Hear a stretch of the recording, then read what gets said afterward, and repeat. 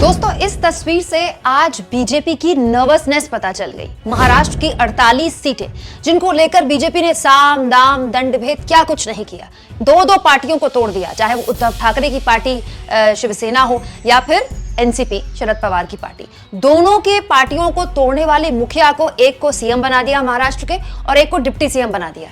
लेकिन ऐसा लगता नहीं कि ठाकरे के बिना बीजेपी की दाल गल रही है, क्योंकि उद्धव ठाकरे से भले ही बीजेपी ने उनकी अपनी पार्टी छीन ली हो, सिंबल छीन लिया हो, लेकिन अब बीजेपी के ऐसे दिन आ गए कि राज ठाकरे के साथ हाथ मिलाना पड़ रहा है। दोस्तों आज एमएनएस प्रमुख राज ठाकरे, जो कि महाराष्ट्र की राजनीति में एक दौर में बहुत बड़ा नाम हुआ करते थे, उनकी मुलाकात हुई अमित शाह से। और ये मुलाकात इस बात की तस्दीक करती है कि आने वाले लोकसभा चुनाव में एमएनएस यानी कि राज ठाकरे की पार्टी गठबंधन कर सकती है अमित शाह के साथ। आप कहेंगे कुमकुम कौन सी बड़ी बात है, चुनाव से पहले तो लोग गठबंधन करते हैं, गठबंधन तोड़ते हैं, इसमें क्या नया है? दोस्तों नया है बीजेपी की नर्वसनेस, क्योंकि ये वही राज ठाकरे हैं दोस्तों जिन्होंने 2019 के लोकसभा चुनाव भले ही ना लड़े हों, लेकिन खुलेआम बीजेपी और शिवसेना के खिलाफ प्रचार किया था। 2019 के लोकसभा चुनाव में शिवसेना और बीजेपी का गठबंधन था और राज ठाकरे ने एक नहीं कई रैलियों में खुलेआम बीजेपी के खिलाफ और शिवसेना के खिलाफ तो वो बोलते रहे, क्योंकि वहीं से निकल कर आए हैं, लगातार बयानबाजी की थी। ज्यादा पुरानी बात नहीं है, अभी जब पहलवान बेटियां दिल्ली में जंतर मंतर पर बैठकर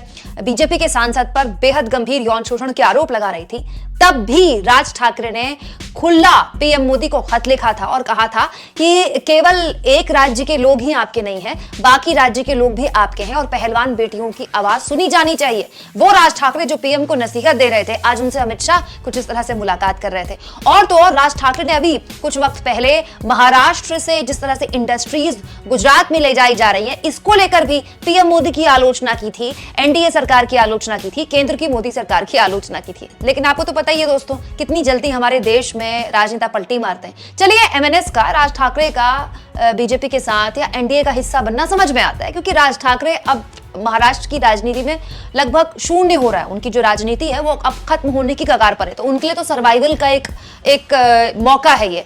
लेकिन बीजेपी क्यों इतनी घबराई हुई है?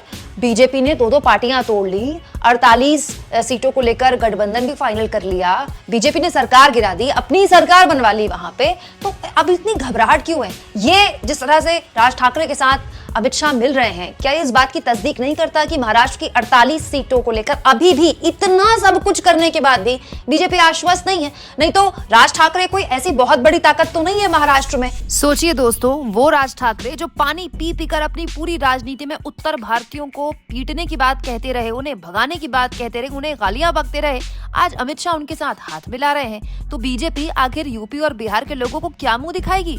कहीं ऐसा तो नहीं कि अभी 2 दिन पहले जो मुंबई में इंडिया गठबंधन की महारैली हुई, जिसमें राहुल गांधी जबरदस्त तरीके से दहाड़े और तमाम इंडिया गठबंधन के बड़े बड़े नेता मुंबई में अपनी मौजूदगी दर्ज कराकर ये एहसास उन्होंने करवा दिया कि इंडिया गठबंधन कितना मजबूत है जमीन पर, ये बात बीजेपी को परेशान कर रही है।